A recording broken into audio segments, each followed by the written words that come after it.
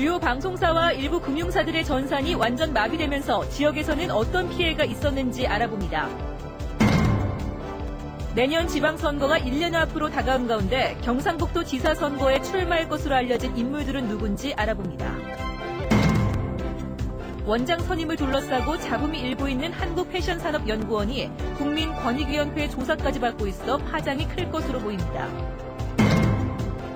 위치 추적기와 망원경까지 갖추고 사생활 조사에다 불륜 현장까지 추적해주던 심부름센터 업자가 경찰에 붙잡혔습니다. 네, 여러분 안녕하십니까. 오늘 방송사 전산망 마비로 온 나라가 술렁였습니다. 이 방송은 국민의 알 권리를 위한 공공재고, 그래서 방송사는 국가 주요 보안시설입니다. 일어나서는 안 될 일이지만 지금은 원인을 명백하게 밝혀서 국민 불안을 해소하는 게 중요하지 않을까 생각합니다. 오늘 관련 소식으로 뉴스 시작합니다. 지역에서는 금융기관의 전산망 마비 사태로 시민들이 큰 불편을 겪었습니다. 이태우 기자입니다. 아직 영업시간이 남아있지만 신한은행 지점이 텅 비었습니다. 전산망이 마비되면서 금융 업무가 어려워진 겁니다. 영업점 창구 업무와 인터넷 뱅킹, 스마트 뱅킹, 현금 자동 입출 금기 이용이 모두 마비됐습니다. 조회나 정리하는 건 되고요. 시계가 유통되는 건 전혀 안 돼요. 자동화 기기에도 전산 장애를 알린 의문이 나붙었고 고객들은 어쩔 수 없이 발걸음을 돌려야만 했습니다. 다른 사람 입금이 안 되니까 좀 꺽쇠 불편하지. 대금 결제가 안 됩니다. 대금 결제가 안 됩니다. 신한은행의 전산망이 마비되면서 신한은행 계좌와 연결된 삼성과 롯데의 체크카드 결제도 승인되지 않았습니다. 농협에서도 오후 2시 20분을 전후해서 일부 지점에서 통신망 장애가 발생하면서 업무에 차질을 빚기 시작했습니다. 신한은행과는 달리 일부 지점의 단말기는 정상 작동이 됐습니다. 신한은행과 농협의 전산망은 일단 오후 4시쯤 복구됐습니다. 은행 측은 오후 6시까지로 영업시간을 늦췄지만 갑작스런 전산망 마비 사태로 제때 일을 보지 못한 고객들이 큰 불편을 겪었습니다. MBC 뉴스 이태우입니다. 내년 지방선거에서 대구시장과 함께 경상북도 지사가 누가 될지도 관심사입니다. 어제 대구시장에 이어 오늘은 도지사 선거에 하마평이 오르내리는 인물들을 알아봅니다. 이상훈 기자입니다. 경상북도 지사 선거 역시 여권인 새누리당 내 공천 경쟁이 선거에 가장 큰 영향을 미칠 것으로 보입니다. 제3의 현 김관용 지사가 3선을 노리는 가운데 전현직 국회의원, 전현직 기초단체장이 세대교체와 새로운 변화 등을 내세워 도전장을 내밀 것으로 전망됩니다. 전현직 국회의원으로는 강석호 새누리당 경북도당 위원장, 이철우 의원, 김재원 의원이 거론되고 있고 권오을 전 의원의 물밑 움직임도 활발한 것으로 감지되고 있습니다. 전현직 기초단체장으로는 남유진 구미시장, 박승호 포항시장에다 정장식 전 포항시장 이름이 오르내리고 있습니다. 야권에서는 오중기 민주통합당 경북도당 위원장 외에 눈에 띄는 인물이 아직까지 없는 상황입니다.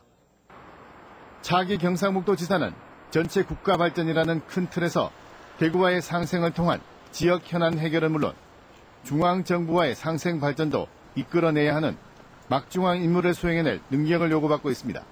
경북의 현안을 구체적으로 제시할 수 있는 분들, 그리고 그 현안에 대해서 그 해결책들을 아주 현실적이고 합리적인 방법으로 제시할 수 있는 분들이 누구인가에 대해서도 관심을 많이 가져주셔야 할 것 같습니다.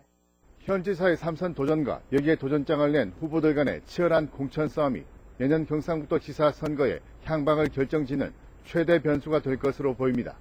MBC 뉴스 이상훈입니다. 대통령 공약 사항인 기초단체장과 기초의원의 정당 공천제 폐지가 요즘 정가의 뜨거운 감자입니다. 4.24 재보선을 앞두고 여야가 합의점을 찾지 못하고 있지만 지역 정가는 촉각을 곤두세우고 있습니다. 이호영 기자가 보도합니다. 기초단체장과 기초의원 정당 공천제는 시행 과정에서 부정적인 면이 많이 노출되면서 구태 정치의 표본으로 지목되고 있습니다.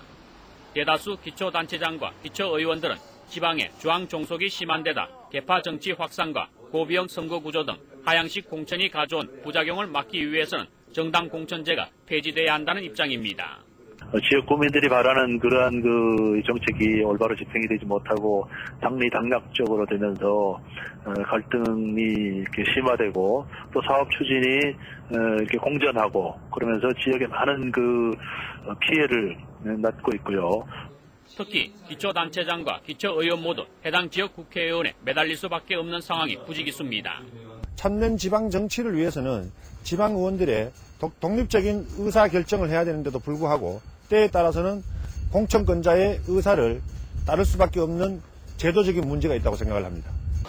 이 같은 폐단에 따라 박근혜 대통령도 대선 정치 쇄신 공약 상황으로 폐지를 약속했지만 법 개정을 쥐고 있는 여야 정치권의 계산법은 상당히 다른 게 현실입니다. 올 4.24 재보선을 앞두고 여야 모두 정당 공천제 폐지라는 기득권을 버리지 못하면서 지역 정가도 중앙 정치권의 눈치를 보는 형국입니다. 지방자치단체와 지방의회는 풀뿌리 민주주의의 근간으로 여겨집니다. 정당 공천제가 폐지되지 않는 한 중앙 정치권의 입김을 배제하기란 사실상 어렵습니다. 4.24 재보선에서 정당 공천이 사라지면 자연스럽게 선거법 개정과 공천제 폐지로 이어지고 당장 내년에 치러지는 지방선거 판도에 큰 영향을 줄 수밖에 없어 지역 정가는 그 어느 때보다 촉각을 모으고 있습니다. MBC 뉴스 이호영입니다. 대구시 감사관실에 따르면 대구시가 대구 테크노파크를 감사한 뒤에 내린 시정조치 요구 결과 징계나 경고 처분을 요구한 18명에 대해 대구 테크노파크가 3명은 감봉, 13명은 견책, 2명은 경고 처분을 했습니다. 회수나 환급 신청을 요구한 부가가치세 등 1억 4,500만 원 가운데 1억 3,900만 원은 조치가 이루어져 미회수 금액이 600만 원 정도 남았고 이사회를 열어 규정을 바꿔야 하는 사안이 3건 남았다고 덧붙였습니다. 국민권익위원회가 한국패션산업연구원에 대해서 오늘부터 조사에 착수했습니다. 원장 선임으로 무리를 빚고 있는 가운데 권익위 조사까지 겹쳐 파장이 적지 않을 것으로 보입니다. 보도에 신병철 기자입니다. 국민권익위원회 조사팀이 오늘부터 닷새 일정으로 한국패션산업연구원 조사에 착수했습니다. 이번 조사는 2달 전쯤 관련 사실에 대한 1차 서면 조사에 이은 본격적인 실사입니다. 2010년 한국패션산업연구원 출범 이후 정부와 지자체의 사업 관련 예산 등의 자료를 요구한 점으로 미뤄 지난해 대구시 감사에서 지적된 내용과 같은 전반적인 문제점을 파악하고 있는 것으로 보입니다. 하지만 한국패션산업연구원 측은 조사 사실은 인정하면서도 내용은 일절 함구하고 있습니다. 국민권익위에서 실태 점검하는 이런 사항들은 내부에 좀 알리지 말라고 부탁했었는데. 한국패션산업연구원은 지난해 대구시의 감사에서 별도 개정 과목 없이 출장 여비를 교통비와 잡비, 기획조사비, 연구활동비 등으로 임의로 사용한 것이 적발됐습니다. 사업 용역을 예산의 100% 가까운 금액으로 원장이 직접 마구잡이로 예정 원가를 지정한 사실도 드러났습니다. 전통 문양 디자인 개발 사업은 예산 6천만 원의 98%, 제24회 대구 컬렉션 대행 용역은 사업 예산 8,400만 원의 99% 선에 낙찰돼 1,270여만 원을 과다 집행했습니다. 감독기관들이 이때까지 제대로 감독을 못했기 때문에 또는 여러 가지 문제들을 방조했기 때문에 이렇게 아나무인격으로 지식경제부로부터 징계 요구를 받은 인물을 신임 원장으로 선임해 무리를 빚고 있는 한국패션산업연구원이 국민권익위원회의 조사까지 받으면서 창립 이래 최대의 위기를 맞고 있습니다. MBC 뉴스 신병철입니다.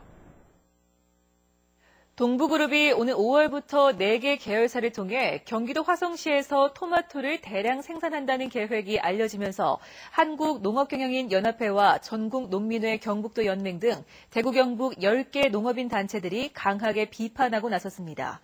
동부그룹은 생산량의 대부분을 수출할 거라고 밝혔지만 농민단체는 결국 내수 판매로 전환될 거라며 국내 토마토의 12%를 생산하는 대구 경북이 큰 피해를 볼 거라고 주장했습니다.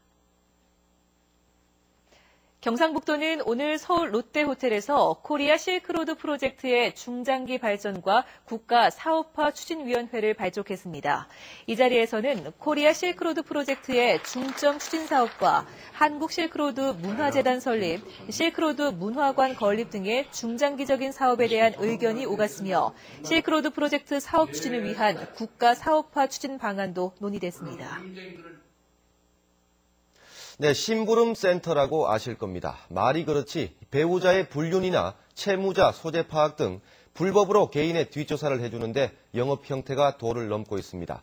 돈만 주면 무엇이든 해결해주는 불법 심부름센터의 실태를 도성진 기자가 취재했습니다. 심부름센터를 운영하며 불륜 커플의 뒤를 전문적으로 캐던 전직 경찰이 엉뚱한 사건에 휘말린다는 내용의 영화 한 장면입니다. 불륜 현장이나 채무자 추적은 물론 각종 증거 수집에 이르기까지 단순 영화 속 얘기가 아니라 실제로도 심부름센터의 불법 영업이 만연한 것으로 드러났습니다. 경북경찰청 광역수사대는 지난 2008년부터 생활정보지에 광고를 낸 뒤 이를 보고 찾아온 사람들에게서 1인당 50만 원에서 600만 원을 받고 불륜 현장이나 채무자의 위치를 추적해 정보를 제공한 혐의로 58살 김모 씨를 입건했습니다. 망원경이나 위치 추적기 등을 동원해 5년 동안 1억 원 이상의 수익을 올렸고 불륜 현장을 잡아달라고 부탁한 의뢰인 37명 가운데 12명은 실제로 이혼을 했습니다. 올 초부터 시작된 경찰의 대대적인 단속에도 불구하고 심부름센터의 배짱 영업은 계속되고 있습니다. 심부름센터를 찾는 수요가 그만큼 많다는 얘기입니다. 인터넷 홈페이지를 통해 공공연히 광고를 하고 있는 심부름센터 한 곳에 전화를 걸어 채무자를 찾아달라는 상담을 해봤습니다. 가격이 한 300 들어야 돼요. 아, 300이요? 네. 시간은 최대한 빨리 하면 한 이틀.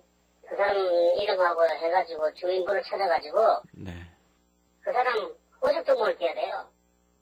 하지만 뒷조사를 의뢰한 사람도 함께 처벌을 받기 때문에 답답한 마음에 일을 맡겼다간 자칫 낭패를 볼 수도 있습니다. 신용정보 이용 및 보호에 관한 법률에 따라서 시설 운영자와 의뢰인 모두 처벌받을 수 있으므로 불법 심부름센터는 이용을 하지 마시기 바랍니다. 경찰은 불법 심부름센터가 청부살인이나 폭력 등 강력범죄로 이어지고 있는 만큼 강도 높은 단속을 계속할 것이라고 밝혔습니다. MBC 뉴스 도성진입니다. 대구시 범원의 거리에 초고층 주상복합 아파트를 지었던 시행사가 과도한 기부 체납을 강요받았다면서 대구시와 수성구청을 상대로 수백억대 부당이득금 반환 청구 소송을 제기했습니다. H시행사는 법원에 제출한 소장에서 아파트 인허가와 관련해 대구시와 수성구청이 지하보도 건설과 범어도서관 기증 등 과도한 기부 체납을 요구했다며 대구시와 수성구청을 상대로 각각 480억 원과 100억 원을 돌려달라고 주장했습니다. 아파트 시행사가 건물을 지어 분양을 끝낸 뒤 기부 체납금을 돌려달라고 소송을 제기한 것은 대구에서 처음입니다. 특수학교인 대구 3명 학교가 오늘 기공식을 갖고 앞으로 422억 원을 투입해 유치원 2학급부터 고등학교 6개 학급까지 모두 28학급에 182명이 다닐 수 있는 최신식 특수학교로 설립됩니다. 네, 지금까지 대구 경북 소식 전해드렸습니다. 시청해주신 여러분 고맙습니다.